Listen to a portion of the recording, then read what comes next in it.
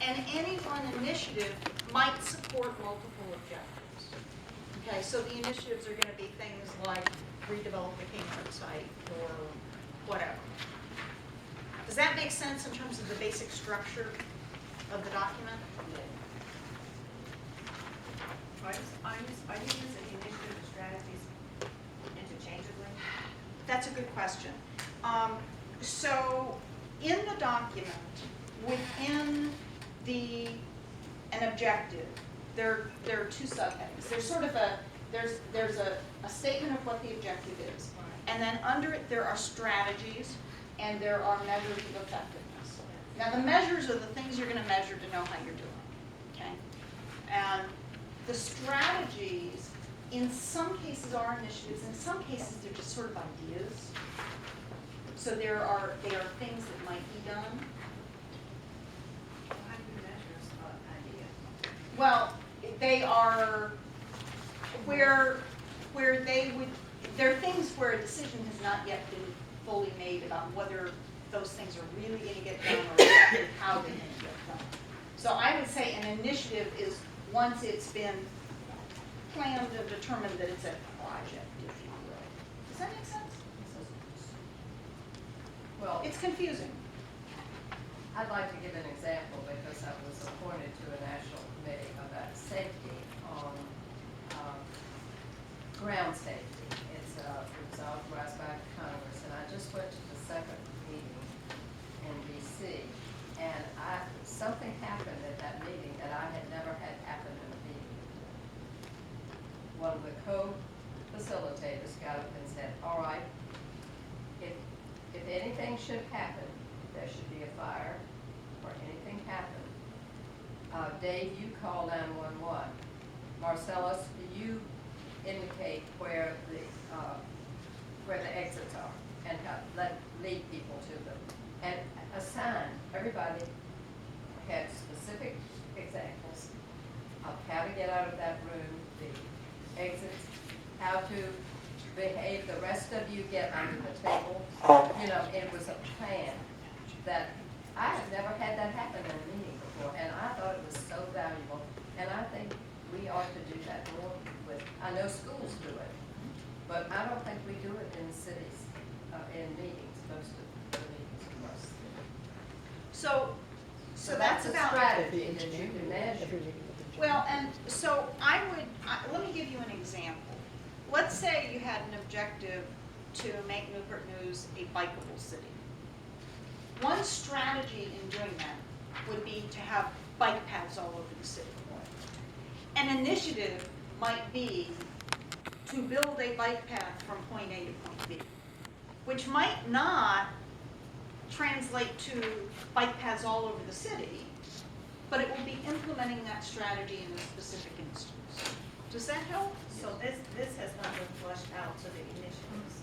That is correct. It has not been flushed out to the Okay, I just want initiatives. to be clear, because you're saying initiative, and we have before our strategies, and then you're saying initiatives. So I want to be clear that I'm on the same page with you all. Yes. Yeah, no, I absolutely appreciate you getting, and that's why I had this slide to try and get clear. And so if that structure isn't clear, it's really important that people understand it. So the initiatives have not fully been identified, and we have done a little bit in sort of taking some of the things that are already going on and trying to map them into this.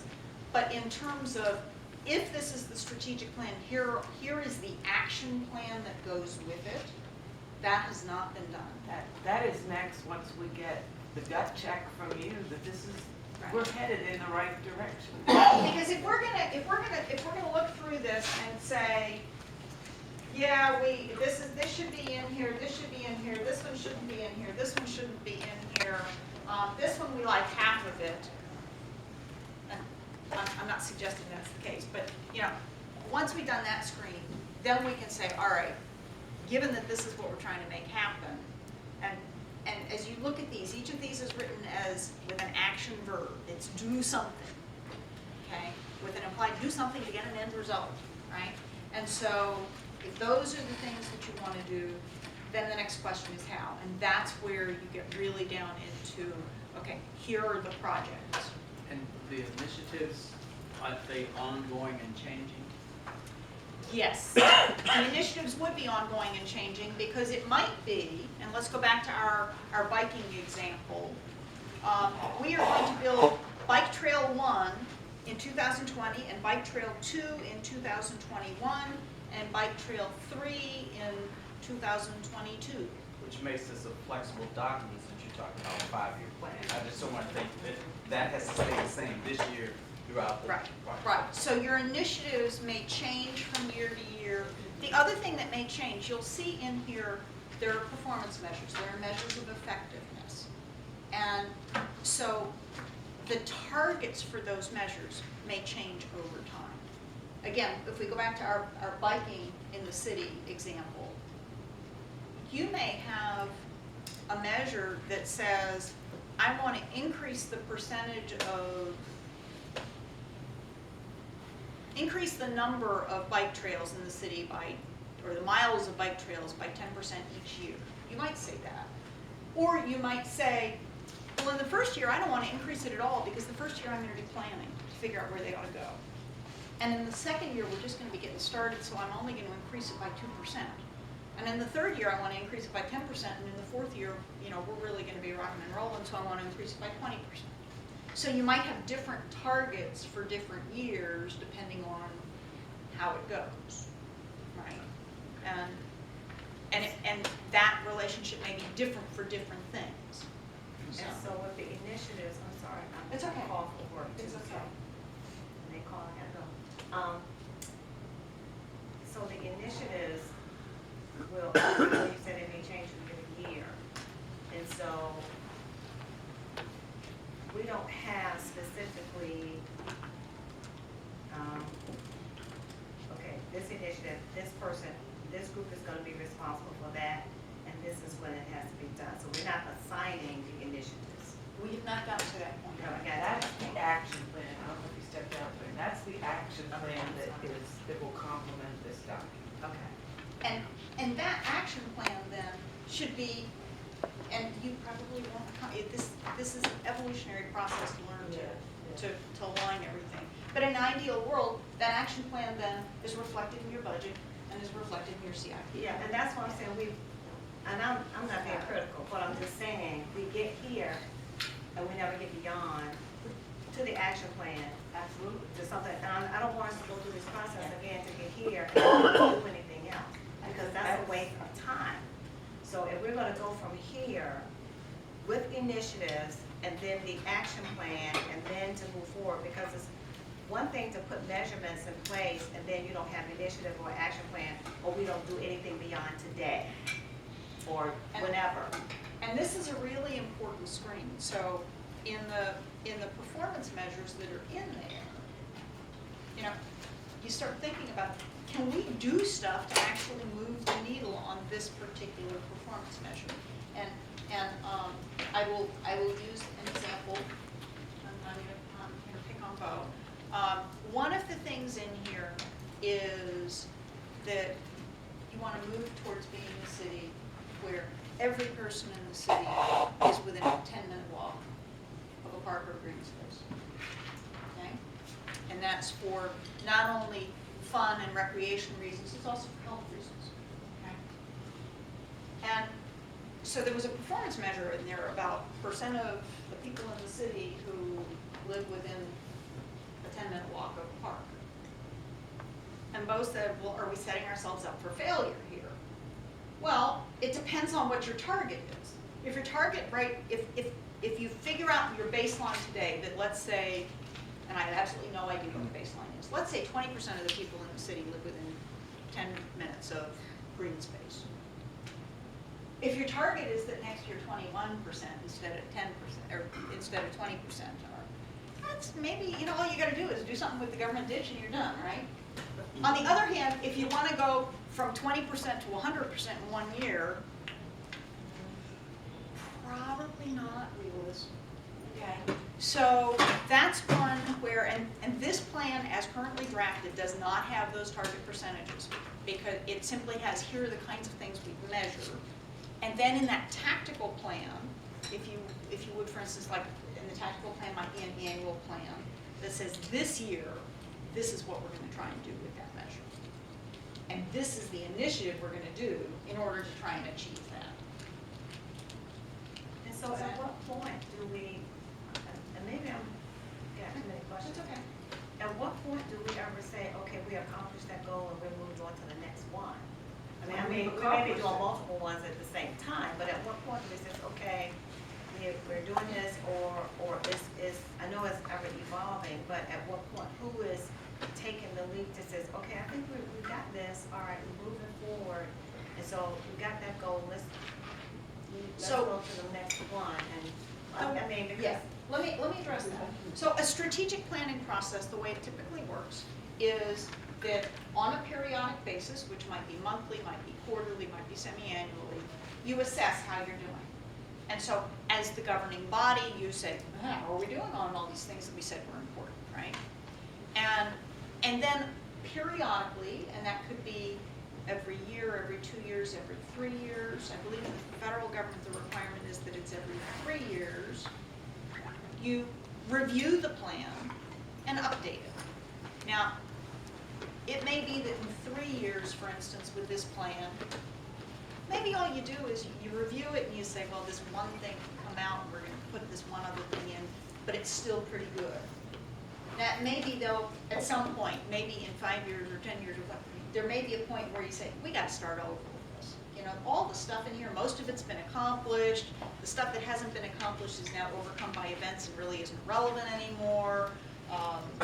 You know, whatever it might be, and so then you do a new plan.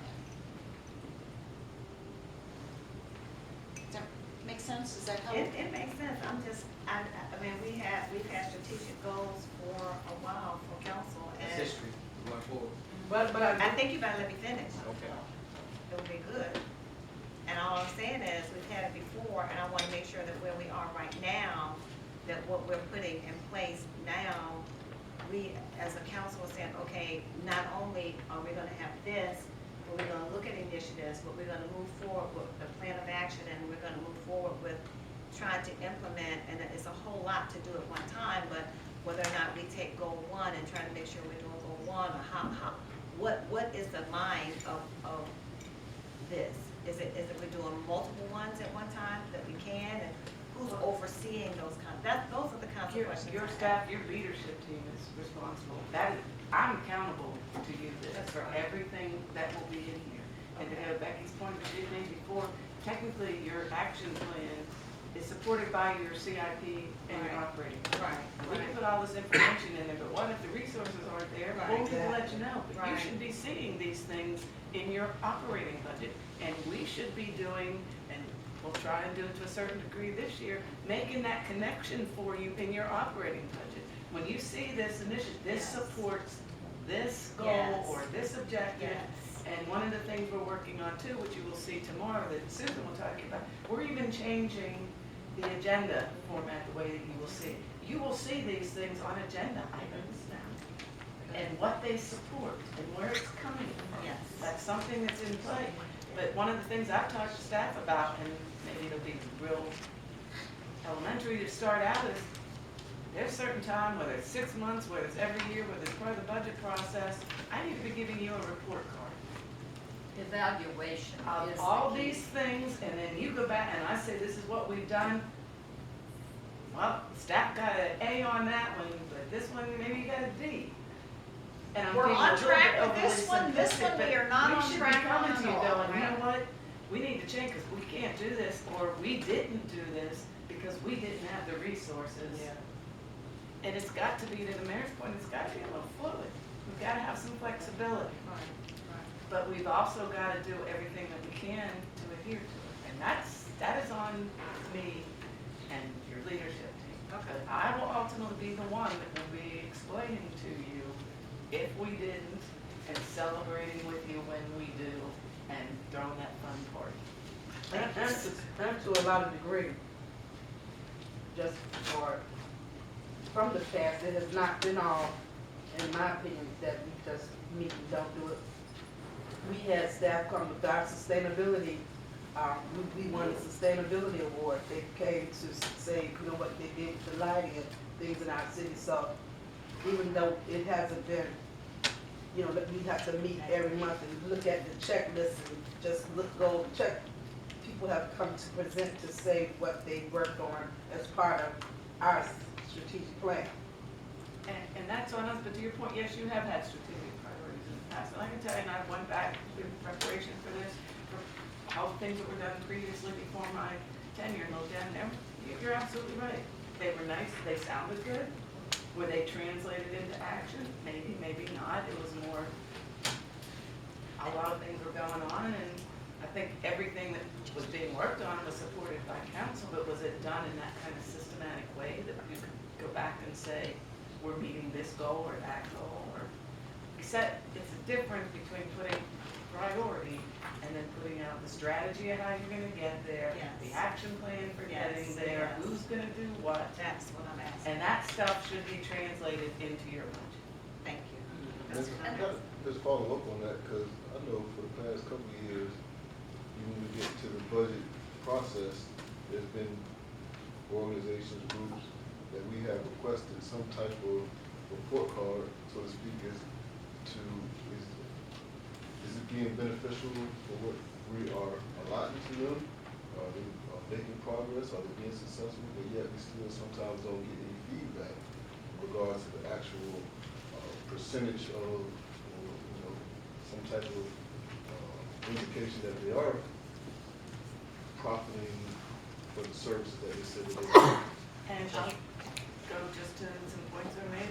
Some of that comes down to, and it comes to the politics and the status quo. You have always given this group or this agency this amount of money, and they won't be able to function if they don't continue to get this amount of money. But is the fund, what they're providing, is it worth, does it have the value to the money that you're giving? So sometimes there will be hard decisions if you want to go that route. To have, but yes, we request different reports from the folks that you give money to. They're mainly financial, though, to prove that they haven't mismanaged the money. They're not results driven. There's not very little where someone says how many, whether it be how many patients did you see, how many folks did you serve. It's generally not what I've seen. It's more, are we making sure that the money was spent for what you said you were going to spend it to, not how effective or what value it brought to the With the organization. annual reports that they send, they do have the results of what they're doing. Not all of them do. Some provide reports, some don't. I mean, that is one that I've had the past couple of years, and they keep telling us they're gonna give us information requested, but have yet to see that. We'll be happy offline to follow up on some of that stuff. Thank you. Can I make a suggestion along those lines? When organizations are always going to be coming to you guys for funding and for support, and that is sort of, it's your job to sort of, you know, slice up the pie. But one of the things you could ask for them, say, hey, you know, we're going to be doing this. Tell us how you define success for your organization. That way they're telling you, oh, it's by graduation rate, it's by job created, it's by X, Y, or Z. So therefore, you don't have to come up with some sort of arbitrary kind of thing. But then when they come back next year, it says, hey, you told us, you know, your job or your goal was, or this was the metric, this was how we measured success. Were you successful? Yes, we did this, great. Or it's like, why do you think that? I think it's just a way to put it a little bit of the onus back on them. Because they're going to tell you what success looks like for them, as opposed to you guys, just because you have the money, we get to tell you what success looks like. I don't know what success is going to look like for a lot of organizations, but they will. Although I would add that in the realm of performance measurement, what gets measured very often gets done. And so you want to be sure that you're working with measures that are the things that matter to you. And you mentioned graduation rate. We had a conversation in the group about graduation rate versus educational outcomes, focusing on whether kids actually learn stuff. And what we ended up having a conversation about was accreditation, and how even though Newport News does very well on graduation rate, that doesn't necessarily tell the story that well, because there are a bunch of the schools in the city that are not fully accredited, and that when you look at their ranking in the state, their rankings are very low. And so the question is, well, what's the right measure that you're really trying to achieve? If you're trying to achieve, yeah, they came through the system and they went out the other end with a diploma, you're doing great. If that is not the measure that's really achieving the objective you want, then it's probably not the measure that you want to, you may still measure it, and it may still get reported, but that's maybe not the measure you want to focus on. You may want to really focus somewhere else that is a more meaningful measure. Oh, that's not your priority goal. Right, because it's not the goal, exactly. Likewise, you can hold a job fair every day in the city, and if nobody gets hired, well, whoop-de-doo, who cares, right? And so, now if job fairs always lead to people getting jobs, and it's a whole lot easier to measure job fairs than jobs, and you know that those job fairs are working because you've done the studies, then great. It's maybe a good surrogate measure to use. But if there's no correlation between the two, then it's all you are is measuring that you've turned the crank and, that you haven't gotten to where you're really trying to get to. So that's something to think about in terms of what to measure, what to monitor, what to track as the senior executives in the city.